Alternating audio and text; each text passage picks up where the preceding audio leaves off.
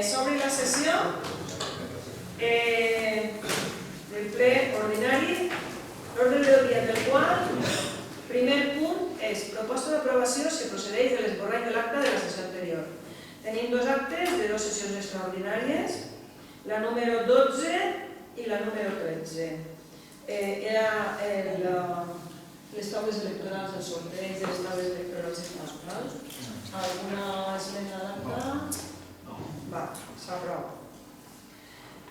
El segon punt de l'ordre del dia és donar compte de les resolucions de l'alcaldia des de l'última sessió plenària. I tenim des del mes de setembre, des de la 436, després tindríem el mes d'octubre i el mes de novembre. De la 436 fins a la 552. Algun dubte o alguna cosa que tingueu? No.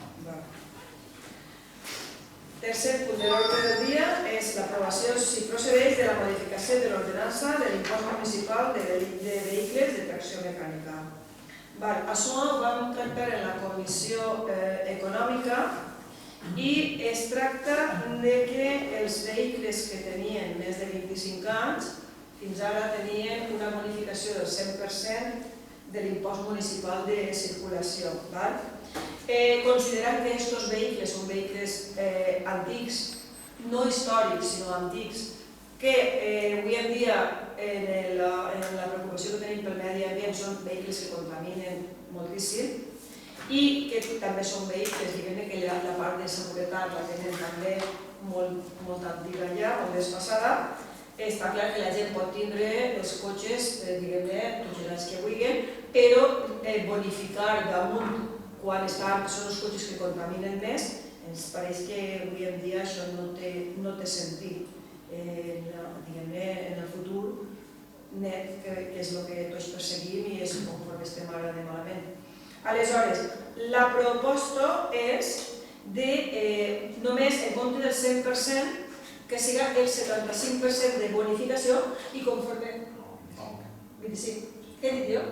Perdó, 25%, o sigui, llevaríem el 75%, 25% de bonificació i, conforme vam dir en la comissió econòmica, consideren que foren vehicles històrics que passaven de 25 a 35 anys avui en dia els vehicles històrics, em recordo com ho he comentat. Per tant, la proposta seria això. O sigui, el 25% només de bonificació als vehicles que tinguin més de 35 anys, amb la qual cosa pràcticament no en queda cap. Si algú vol conservar-los, a banda d'això, després ja com a vehicles històrics, si un cotxe ja compleix uns requisits, José Antonio ja porta una altra normativa diferent, els vehicles històrics, que són estos de peces de museu, que això està bé. Però com a vehicles, diguem-ne, vells, la bonificació només arribaria al 25%.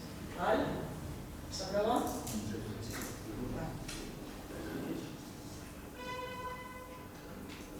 Entrarà en vigor l'any que ve? Al 21.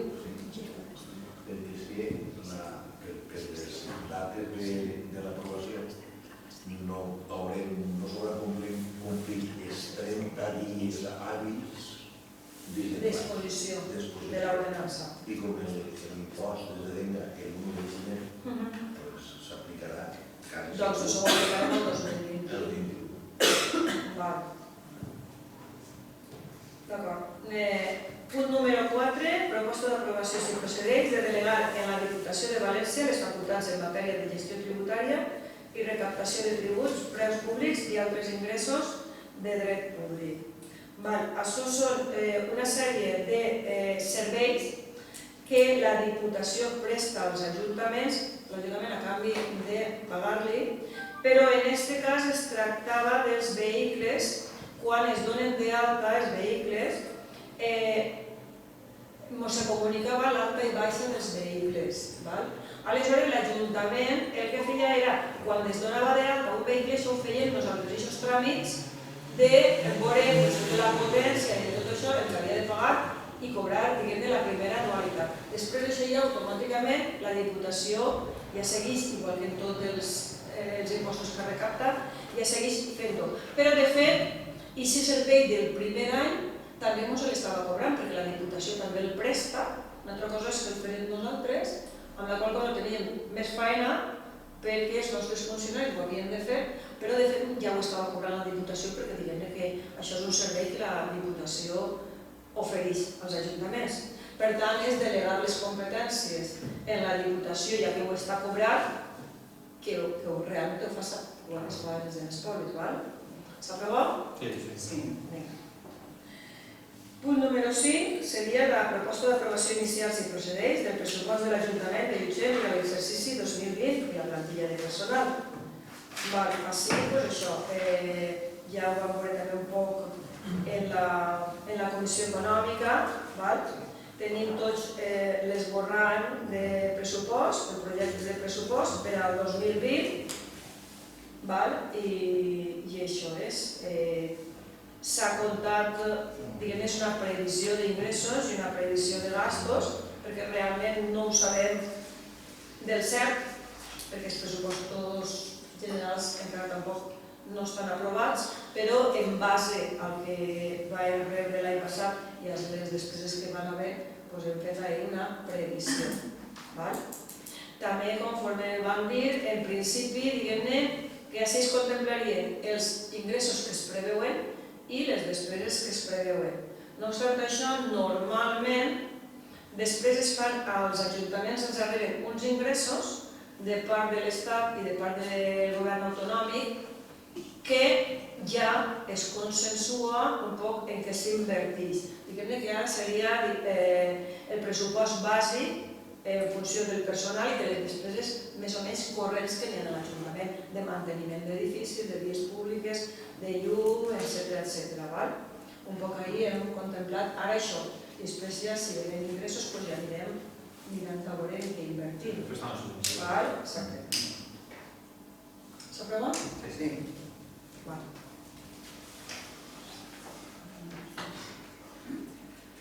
Després, ja el punt número 6 serien les mocions. Mocions tenim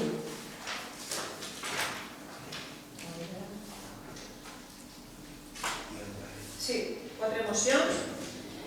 La primera seria una moció presentada pel Partit Popular sobre millores en els vials. Es demana que... voleu llegir-la? O l'expliquem o com voleu? Sí, vols la llista. Sí?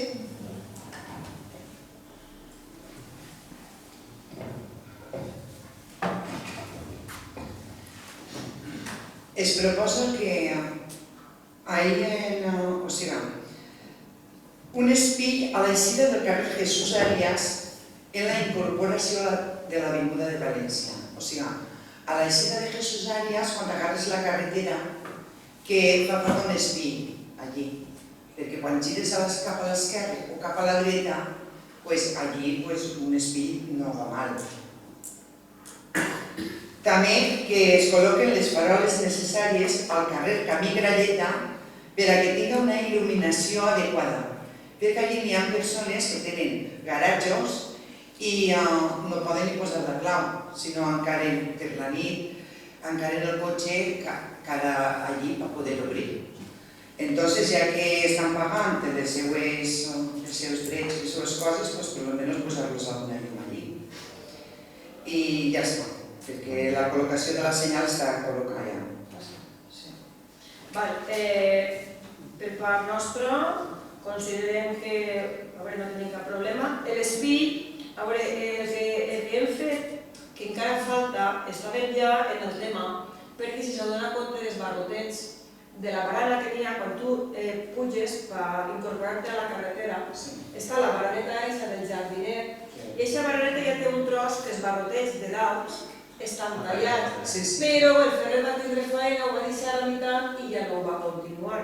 Entonces, ens pareix correcte, acabarem de tallar els barrots si considerem entre tots que amb això, perquè clar, és que quan tu, com els barrots et tapen la vista, doncs no ho veus, però al tallar els barrots i deixar aquest trosset lliure, doncs quan arribes allí es veu la carretera, el que no es veu és el tros que encara no està tallat.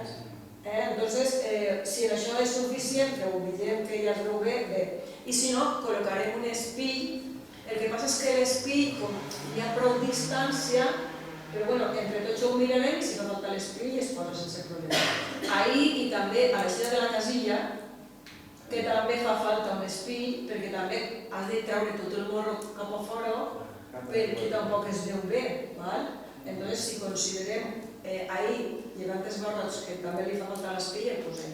I allà també, sense problema. I les faroles estes també.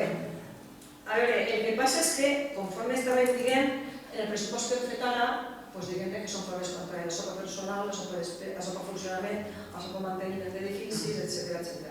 Però també, en quan tinguem oportunitat, ja es va posar una farola més, que no n'hi havia, però se'n posen 2 més i s'il·lumineix tots.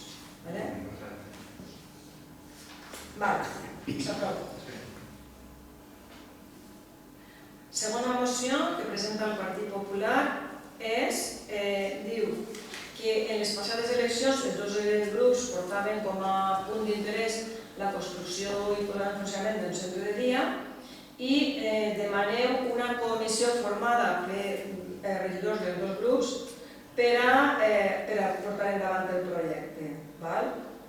Aleshores, cap problema tampoc. L'única cosa és, a veure, una comissió, nosaltres no tenim cap problema, al revés, ens pareix molt bé fer una comissió, però una comissió informativa consultiva. Per què? Perquè, primera, el que tenim entre mans és a veure si podem aconseguir que Conselleria edifique el centre a tot cost per a la Conselleria. Per tant, si podem aconseguir això, lògicament seria Conselleria qui decidiria com ho fa, en fi, tot. Perquè com el construiria la Conselleria, seria ella la que decidiria. Cas que no pogueren costejar Conselleria, perquè s'està fent, ara us explicarem més o menys com ho tenim. Però sí que seria una comissió informativa consultiva, perquè qualsevol cosa que, diguem-ne, qualsevol pas que donem en aquesta comissió s'informa i si vosaltres teniu coses a aportar, doncs perfecte. Però no pot ser una comissió de gestió, perquè mira, ara per exemple, el tècnic ha d'anar a València per a, en companyia dels tècnics de Conselleria, mirar a veure el plano que n'hi ha, tot això. Ara després ens toquen per telèfon que els enviem aquests papers perquè no podem reunir-nos cada vegada, sinó una comissió informativa consultiva. Cada vegada que tinguem algun pas ens reunim, ens informem i si teniu aportacions les aporteu i anem fent.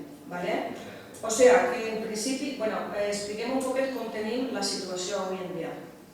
Tenim demanat, conforme vos he dit, la Conselleria ja té el plànol de la parcel·la que tenim comprada a les Poasses expressament per al centre de dia, el deia la Conselleria, ja vam estar reunits amb el director general d'infraestructures de serveis socials, que són els que construeixen els centres de dia, i li van dir expressament que tenim una parcel·la disponible per a construir-lo. Ens van dir que estan fent un mapa de zonificació perquè la Conselleria el que fa és està fent on farien falta centres de dia. Entonces, en tot el mapa que té de València i de València no, de tota la comunitat, perquè la Conselleria digueren que persones dirien que sí que fa falta, allà no fa falta. Si en esta zona, clar, en esta zona el que passa és que hem arribat un poquet tard, perquè Castelló se n'està fent un, després en Benigànim hi ha un altre, però també conforme anem avançant, la idea de Conselleria apareix perquè hem pogut saber és que el centre de dia és un servei que Conselleria està molt per la labor de facilitar, vull dir que la gent, igual que en les escoles infantils es va mullar, ara també en notar, diguem-ne, uns serveis bàsics, tots els habitants, estiguen en un poble o estiguen a la ciutat. Per tant, vull dir, ja ens van reunir i ens van dir que els pareixia molt bé la disponibilitat que havia demostrat l'Ajuntament de Llutxent, perquè alhora, si en la zona feia falta un centre, doncs sabien que l'Ajuntament de Llutxent està ahí i que us facilitarà tot. Estem també en negociacions, a veure, També la part d'inclusió i la part de centres de dia. Tenim sol·licitada també Mònica Oltra, perquè és la seva conselleria la que porta l'assumpte de centres de dia, de benestar social.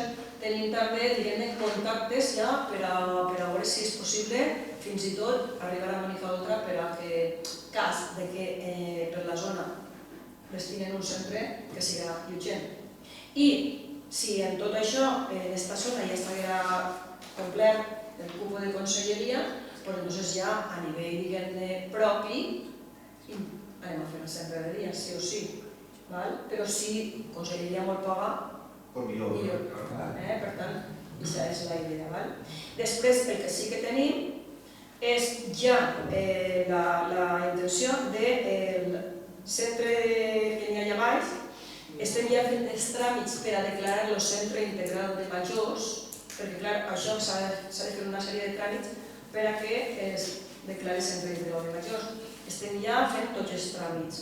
De fet, ara l'arquitecte nostre, el tècnic, ha d'anar a València, que ja van quedar en el director general de Xina, per a que tenen també allà els planos de la planta primera d'allí baix, per a que, diguem-ne, veure si realment s'adapta o li fa falta una xicoteta modificació o com està.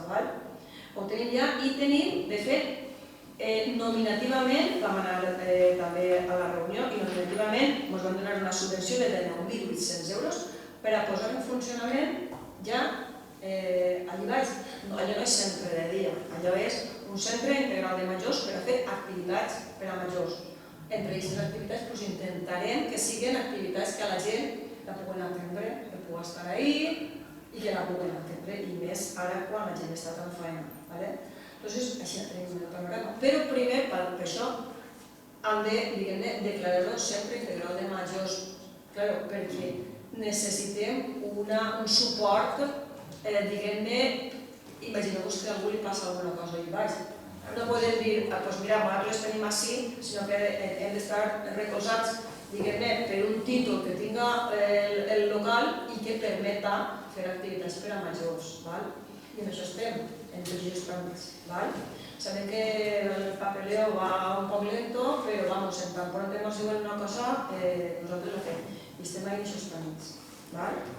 Per tant, aquesta moció, vull dir, es redactaria, si voleu, en el proper ple, la torneu a presentar, redactada així com una comissió informativa consultiva, perquè no pot ser una comissió de gestió, per el que estem dient, perquè tots els dies ara han de fer això, ara no podem estar reunint-nos perquè no resulta pràctic, però una comissió consultiva i informativa, ens ajuntem sempre que n'hi hagi alguna cosa i anem a parlar.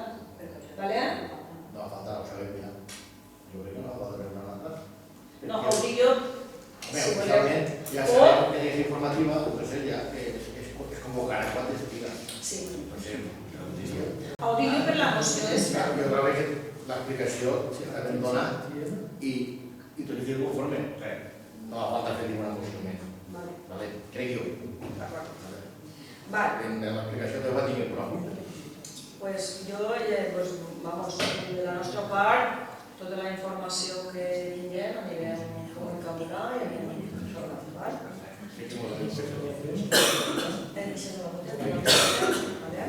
Ara, una altra moció del Partit Popular de declaració de suport a les forces i cossos de seguretat de l'Estat a Catalunya. Voleu llegir-la, Pere? Declaració institucional.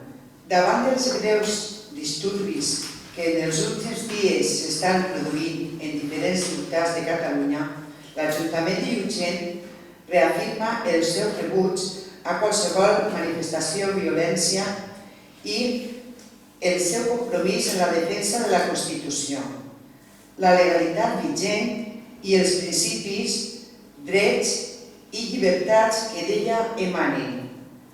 Enfront de la barbàrie dels qui pertorben la convivència pacífica entre els espanyols, les forces i cossos de seguretat de l'Estat, al costat dels Mossos d'Esquadra, realitzen una labor exemplar, per a la protecció dels drets i la seguretat de tots. Gràcies al seu treball, professionalitat i sacrifici, i malgrat la falta de suport institucional de les autoritats autonòmiques, els ciutadans de Catalunya han vist constatada la fortalesa i la vigència d'estat de dret. Resulta imprescindible en una institució que ha de complir i fer complir la Constitució i la legalitat vigent, així com garantir la seguretat dels seus ciutadans. Mostrar el reconeixement de tots els espanyols a l'exemplar i abnegada la labor que duen a terme aquests servidors públics.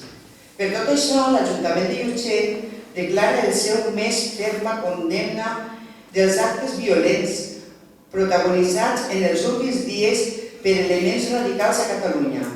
Manifesta la seva solidaritat i als milions de ciutadans que estan patint aquesta terrible situació i mostra el seu suport incondicional a les forces i cossos de seguretat de l'Estat, així com a la policia autonòmica catalana, i especialment a tots aquells dels seus membres que han resultat ferits en l'acompliment de les seves funcions per la seva impecable labor i la professionalitat demostrada per a la defensa i protecció dels drets i llibertats de tots.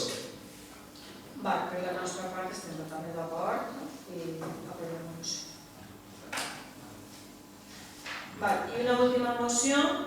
A veure, jo l'he feta, si vos sembla, en nom meu i en nom de tot l'Ajuntament com a institució. És una declaració de la Federació Valenciana de Províncies sobre la condemna per la violència de gènere. Si voleu un poc per a que la gent que està així sàpia, el que demanem, vos llisc la sol·licitud que es fa i diria exposa els motius pels quals considerem que les dones estan perjudicades en quant a la violència de gènere, que és una lacra que tenim ahir i cada vegada pareix que vaig a més. Aleshores, després de l'exposició de motius, diem: és per tot això que aquest Ajuntament manifesta un sentit dolorós, recorda la memòria de totes les dones assassinades per violència de gènere i farà un acte públic ensenyant homenatge i de reconeixement, on es llegiran els seus noms com a visibilització de la seva identitat, al temps que expressa el seu rebuig a totes les manifestacions d'aquesta violència, manifesta el seu compromís amb les víctimes i declara tolerància zero amb els maltractadors. Instar al Govern de l'Estat a que desenvolupi la legislació necessària per a incloure com a violència masclista totes les violències contra les dones, reconegudes al Conveni d'Istanbul. Exigir al Govern de l'Estat el desenvolupament dels pressupostos generals de l'Estat amb perspectiva de gènere, com a principi per fer efectiva la legislació i la normativa. 4. Declara el seu compromís de fer de la prevenció contra les violències masclistes i la desigualtat una política prioritària i transversal que impregne totes les polítiques desenvolupades a través de les seues regidories. Les accions municipals han de tindre un caràcter pedagògic i transformadors i tenir en compte a l'hora de planificar les accions de totes les regidories, cosa que s'ha de fer sempre amb perspectiva de gènere, tenint present com cada decisió incideix de forma específica en la vida de la ciutadania i que en la pràctica no sigui motiu de discriminació de les dones. 5. Insta al Consell de la Generalitat perquè s'adreci al Congrés per exigir que s'acceleri l'aplicació, els treballs de seguiment i l'avaluació sobre el desenvolupament del Pacte d'Estat per part de la Comissió Permanent No Legislativa al Congrés. 6. Es compromet a facilitar a través dels mitjans públics dels quals disposa tot tipus de campanyes dirigides a la prevenció, orientació i conscienciació de les desigualtats entre dones i homes i de la violència masclista. I en tant que entitat subvencionadora, el nostre Ajuntament es compromet a no subvencionar actes en els quals l'entitat organitzadora utilitza el cos de les dones de forma sexista com a reclam publicitari. 7. Instem a la Conselleria de Justícia, al Ministeri de Justícia i al Consell General del Poder Judicial que intensifiquen les tasques de formació dels membres de la Judicatura i que revisen els protocols d'actuació. 8. declarem el nostre terme municipal espai contra la tracta de persones i per això, dins les nostres competències, desenvoluparem campanyes perquè aquesta greu violació dels drets humans desaparega. Proporcionarem ajuda a les dones objecte de la tracta i farem campanyes de conscienciació per visibilitzar aquesta injustícia. Ens comprometem a donar formació al funcionariat local, des de la policia al treball social, per tal de poder actuar correctament. 9. És absolutament necessari l'ensenyament afectiu sexual dins del sistema educatiu. És per això que instem al Govern d'Espanya a incloure l'ensenyament afectiu sexual dins del sistema educatiu perquè siga coeducador. I 10. Es donarà trasllat d'aquests acords a les associacions del poble, així com es farà difusió en tots els mitjans municipals de comunicació. En aquest aspecte volem dir-vos que l'Ajuntament hem planificat una sèrie d'actes conforme diguem en la moció educadors i conscienciadors del poble per a visibilitzar el problema que tenim de la violència masclista i del problema de la violència de gènere en les dones. Durant tot el mes de desembre estarem, a banda del que vam fer el dia 25, que van vindre els alumnes de l'escola, va participar també molta gent així a l'Ajuntament. El diumenge farem 2 actes, que serà un pel matí, un mural de fotos de gent que estem en contra de la violència de gènere, diguem-ne representativa del poble, com aquell gent està en contra de la violència de gènere, i diguem-ne que farem un acte un poc reivindicatiu festiu, on es cantaran cançons també en contra de la violència de gènere i per la vesprada també tindrem un documental. I a banda també tenim un pla d'igualtat, que l'Ajuntament té ja un pla d'igualtat fet i volem donar-lo a conèixer a tots els sectors del poble perquè tot el món sàpiga quina és la intenció de l'Ajuntament en quant a igualtat, és a dir, en quant a no discriminació en absolut de les dones en qualsevol àmbit del poble respecte dels homes. Donarem a conèixer a totes les institucions i farem tot un mes de desembre també de conscienciació en aquest tema. Si us pareix la moció? Bé, últim punt ja seria pregs i preguntes. Sínia? ¿Algún preg o alguna pregunta? Sí, una pregunta. Sí. El fin de setmana hi ha molta gent que va al... El fin de setmana hi ha molta gent que va al monestir i està tancat. Que podia ser que si n'hi haguera per almenys, perquè hi ha molta gent que sé que si està envidiat o això sí que entra dins, però hi ha molta gent que va per lliure. Perquè com la policia molt lluny de València i veig gent, quina visió, que si podia haver alguna allí en el, per almenys, dissabte o diumenge, per almenys. Sí, mira, a veure, quan va vindre el diputat de Patrimoni, perquè realment com els monestirs de Diputació es van dir, a veure, este xic està de dilluns a divendres, però clar, el cap de setmana, exactament, pensem el mateix, ens van dir que ho veurien, però que segurament, com que és un funcionari, perquè es veu que este xic estava en un altre lloc i quan reconverteixen llocs de treball li donen, a veure, redueixen el lloc de treball que estava ell i el canvien de lloc. O era un funcionari, però el canvien de lloc i va vindre així. Per tant, ell té horari de funcionari de dilluns a divendres com un funcionari normal. Ens van dir que ho mirarien, però nosaltres també havíem parlat de que en cas de que Diputació no puga, diguem-ne, enviar un altre, perquè com este és funcionari, este no pot quedar-se.